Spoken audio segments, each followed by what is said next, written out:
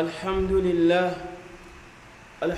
لله نحمده ونستعينه ونستغفره ونعوذ بالله من شرور أنفسنا ومن سيئات أعمالنا.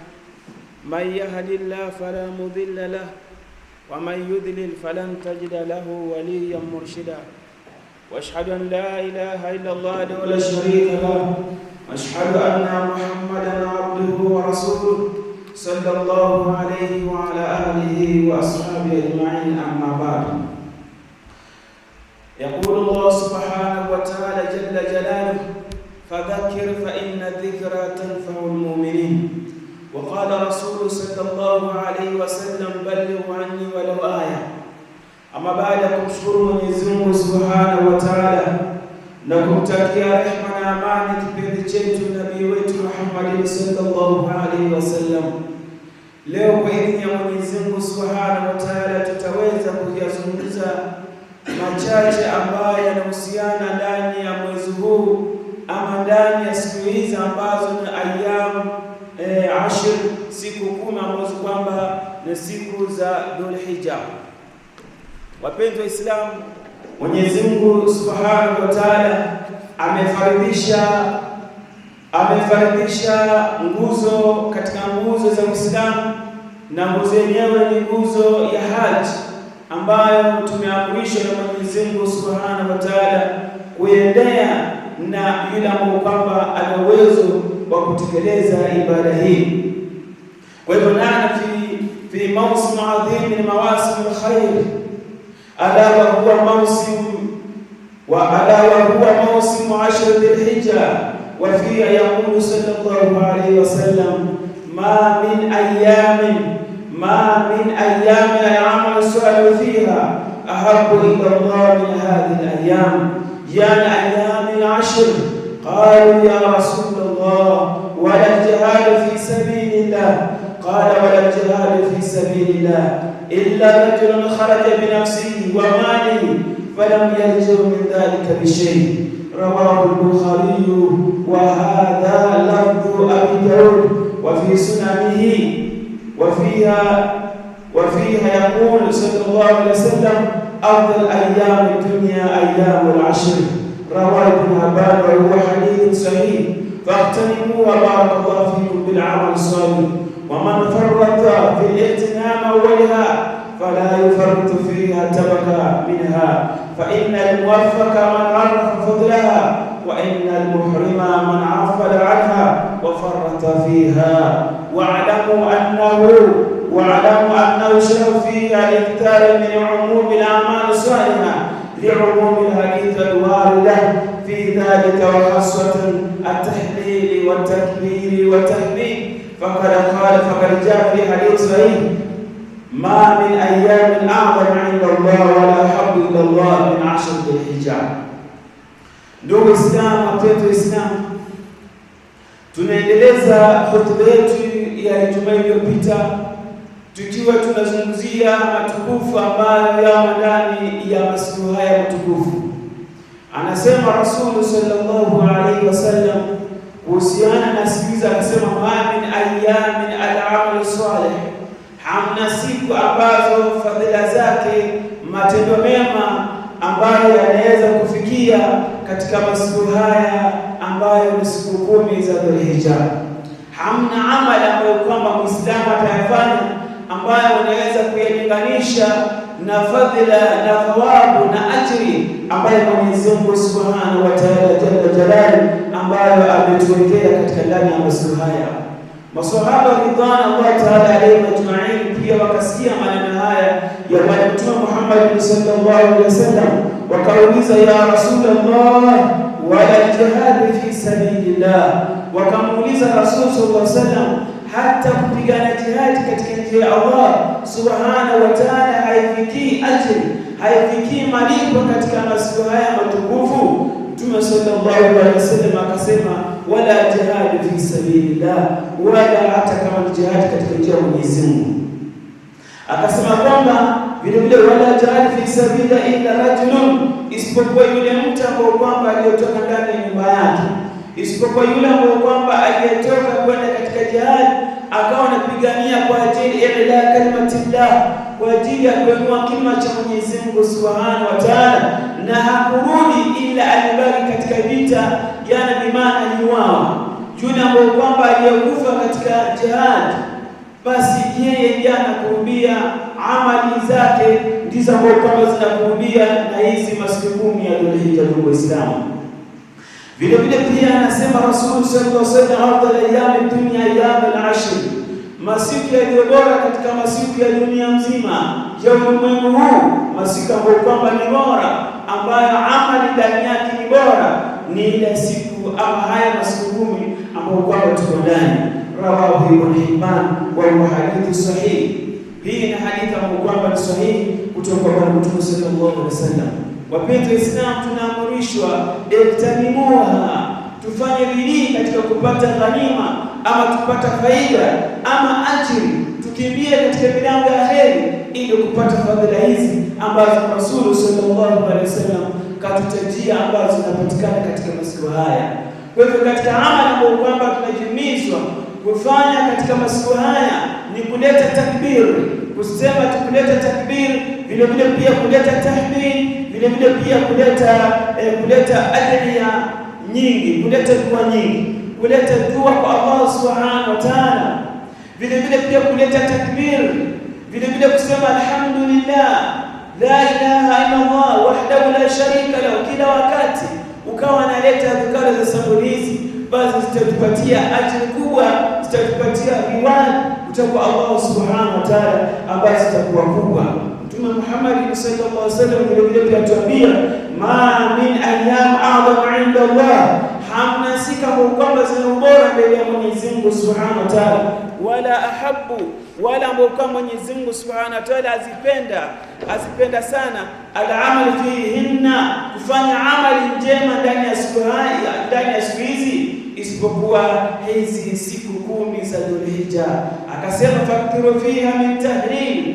Rasul sallallahu alaihi wasallam atuambia, basi tukithirishe, tuzidishe kwa wingi ama tuseme wingi. Tahlil maana yake kusema la ilaha illa Allah, la ilaha illa Allah, la ilaha illa Allah, kumwahilisha Mwenyezi Mungu Subhanahu wa Ta'ala kila wakati, sawa uko ndani ya nyumba, uko safarini, uko baada ya swala, yani kila wakati zidisha ama tuzidishe katika kuleta hizi tahlil ama kuleta kusema la ilaha illa Allah, kama alivyosema Mtume sallallahu alaihi wasallam kwamba man kana akhiru kalami la ilaha illa Allah dakhala aljanna, juna ambao kwamba neno lake la mwisho, kilima chake cha mwisho ambao kwamba atakachokisema kutoka katika dunia akaanza akasema la ilaha illa Allah, basi Mwenyezi Mungu Subhanahu wa Ta'ala atakuwa amemgaranti kwamba ataingia janna ya Allah Subhanahu wa Ta'ala. Fa'kthiru fihinna min tahlil wa takbir, kuleta takbir, wa li rabbika fakabbir, na Mola wako mtukuze, basi unaleta takbir kila wakati, wa takbir wa tahmid, na kusema alhamdulillah kila wakati. Ndugu zangu Waislamu, rawahu Ahmad fi musnad wa hadith sahih, hadithi inapokelewa katika musnad ya Imam Ahmad. Nasema kisha tujue ndugu Waislamu, tumeelamu wakafakana Allah wa iyyakum ana fi hadha al-ashr yawman 'azima min ayyamillah, ndani ya siku hizi ambazo ni 10 days za Dhulhijja kuna siku moja ambayo ni siku ya tarehe 9 katika mwezi huno, basi ni siku ambayo kwamba ni bora sana. Anasema Rasul sallallahu alaihi wasallam atuambia, siyam yawm Arafa tasab ala Allah ay yukaffira Allah. Mtume sallallahu alaihi wasallam atuambia kwamba siyam yawm Arafa, kufunga siku ya Arafa ya tarehe 9 katika mwezi huu wa Dhulhijja, tasab ala Allah an yukaffiru, basi namhakikisheni kwamba Mwenyezi Mungu Subhanahu wa Ta'ala anamfutia mtu makosa yake, madhambi yake, as-sanati allati qablahu wa sanati allati ba'dahu, na ana Allah Subhanahu wa Ta'ala amfutia madhambi yule ambaye kwamba atakayefunga tarehe 9 ndani ya mwezi huu wa Dhulhijja, basi Allah Subhanahu wa Ta'ala anamfutia madhambi ya mwaka huu na mwaka ambao kwamba ujao. Ndugu Waislamu, amal qalil walakin ajruhu kabir, amali ambayo kama inaonekana ni kidogo lakini ajili yake mbele ya Mwenyezi Mungu Subhanahu wa Ta'ala ni zaidi. Ndugu Waislamu, masiku haya 10 kuna ndugu zetu ambao wanajitahidi katika funga, kuna wale ambao kwamba wanajitahidi katika kutoa sadaka, kuna wale ambao kwamba wanajitahidi katika kusoma Qur'an, kuna wale ambao kwamba wanajitahidi katika kiamu layl, kisimamo cha usiku. Kila mtu ana sehemu yake ambayo kwamba ameishika, na sote hizi fadhila tunatarajia kwamba Allah Subhanahu wa Ta'ala atatujaza. Kwa hivyo ikiwa umeshindwa kufunga siku ya kwanza ama siku hizi 8, basi jitahidi siku ya 9, ile siku ya Arafa ambayo kwamba Waislamu wanasimama katika Saidi al-Arafat Jabal Rahma, wakawa wanamnadi Mola Subhanahu wa Ta'ala, wakawa wanaomba Mwenyezi Mungu Subhanahu wa Ta'ala katika kila hali. Basi wewe ambao kwamba siku hujaji Baitullahil Haram, basi wafaa kufunga.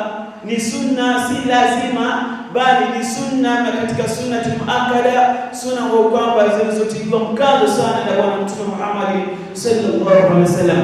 Hebu angalia ajili yake tu, angalia thawabu zake, kwamba ukiwa unafunga siku moja tu hiyo, basi Allah Subhanahu wa Ta'ala akufutia madhambi ya mwaka huu na mwaka ujao. Ndugu Islam, ni nani ambao kwamba anaweza kulipa malipo kiasi hicho isipokuwa Allah Subhanahu wa Ta'ala? Hadithi hii imepokelewa na Imam Muslim. Ndugu Islam, tuambie kwa Mtume sallallahu alaihi wasallam vile anatuambia, ma min yawmin akthara min ayatika Allah fi 'abdan min an-nar min yawm Arafah. Mtume Muhammad sallallahu alaihi wasallam anatuambia kwamba hamna siku ambayo kwamba Mwenyezi Mungu aacha watu shingo zao na moto, yani aacha huru na moto, kama siku ambayo kwamba ni siku ya Arafa. Ile siku Allah Subhanahu wa Ta'ala anaacha huru shingo za watu na moto wake. Kama ulikuwa umeandikia kuingia ndani ya moto, Allah Subhanahu wa Ta'ala awafutia watu siku hiyo ya Arafa kwa utukufu. Ndugu zangu Waislamu, na Mtume Muhammad sallallahu alaihi wasallam tuambia, al-hajju Arafa, al-hajju Arafa, al-hajju Arafa. Mtume sallallahu alaihi wasallam tuambia haji na Arafa, na Arafa ni nguzo kubwa katika nguzo za haji. Ikiwa mtu atakosa Arafa, atakuwa amekosa haji, itabidi tena afunge safari mwakani. Kwa hivyo ndugu Waislamu, hiyo ni siku ambayo kwamba ni tukufu, na ni vizuri Muislamu kuiamkia juu ya kuleta atakuwa amefunga, na vile vile pia kufanya khairi zaidi kuliko ile siku zingine ambazo kwamba tunaendana nazo. Akasema Rasul sallallahu alaihi wasallam, khairu dua yaum Arafa. Mtume sallallahu alaihi wasallam akasema dua iliyo bora, dua ambayo kama Muislamu anafaombe sana, ambayo ina fadhila sana, ambayo ina garanti kwamba utajibiwa, ni siku ya Arafa. Siku ambayo kwamba ni siku ambayo kwamba Allah Subhanahu wa Ta'ala awajibu waja wake, haswa katika siku ya hii ya Arafa. Ndugu zangu Waislamu, wa khairu ma kuntu ana wan nabiyyu min qabli. Mtume sallallahu alaihi wasallam akasema, na dua ambayo kwamba iliyoomba waliokuwa kabla ya Mtume sallallahu alaihi wasallam, yeye na wale ambao kwamba walikuwa alimana umma zilizopita, ni dua ya kusema ambayo kwamba inasema kwamba la ilaha illa Allah wahdahu la sharika lahu mulku wa lahu alhamdu wa huwa ala kulli shay'in qadir. Yani imani hiyo siku unafaa ulete hizi adhkar, ulete dua hii, kwa sababu ndio dua bora ambayo kwamba aliyowahi kuleta Mtume sallallahu alaihi wasallam, na manabii waliopita walikuwa wanasema dua hii, la ilaha illa Allah wahdahu la sharika la, hamna mwana mwingine ambaye kwamba anafaa kuabudiwa kwa haki ila Mwenyezi Mungu mmoja ambaye kwamba hana mshirika, ufalme wake na kila kitu ni chake, na yeye katika kila jambo ni mweza. Kwa hivyo Rasul sallallahu alaihi wasallam atuonyeshe dua gani ambayo kwamba Muislamu anafaa uombe siku ya Arafa. Ayuha almuslimun, wa yushra fi yawm Arafa an yukabbira ba'da salawati mafruḍa.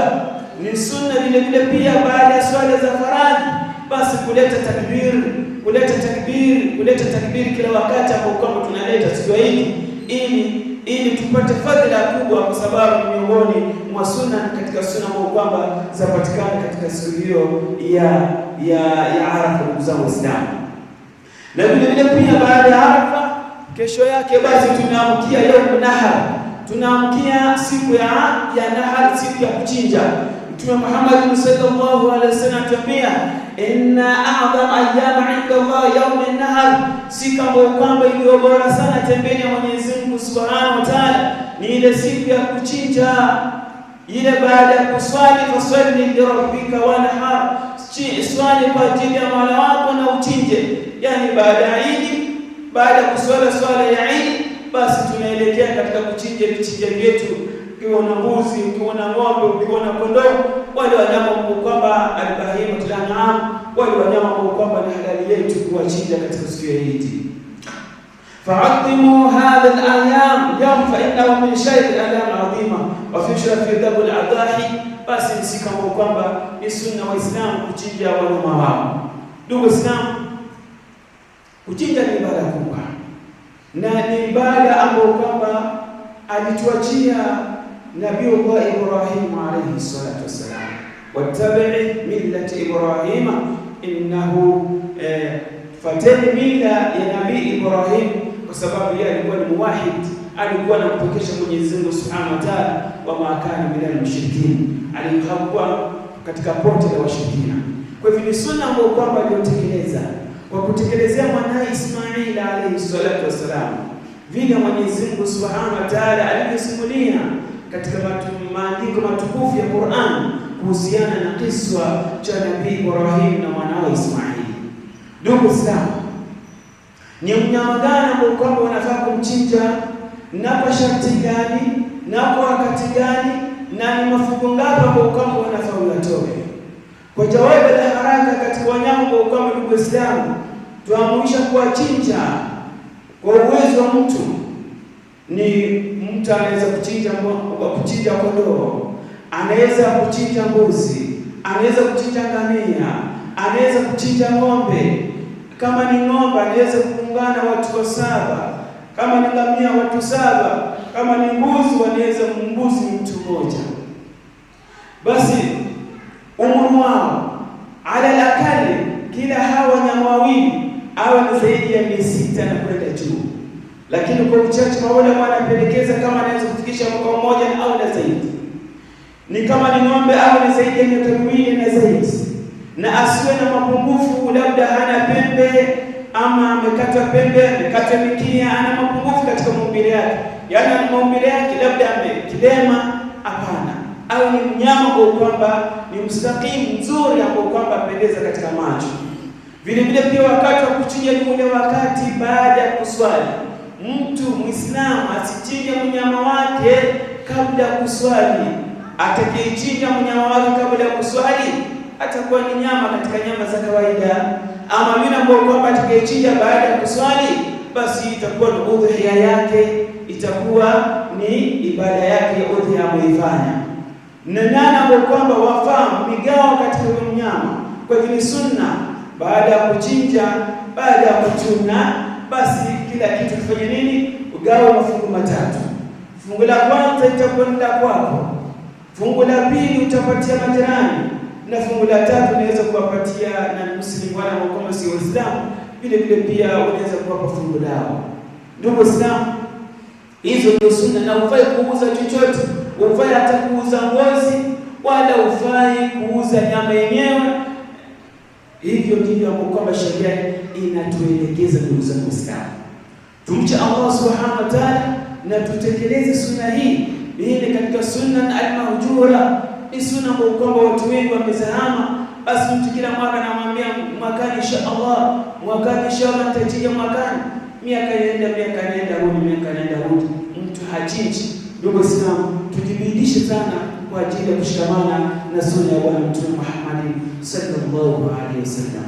Tambihi, ndugu Waislamu, tumenuia kutokamana na muungano wa misikiti ya Syokimau, wameafikiana kwa idhini ya Mwenyezi Mungu Subhanahu wa Ta'ala, tulivyoswali Idi ndogo katika uwanja, pia tuswali Idi kubwa hii ndani ya uwanja.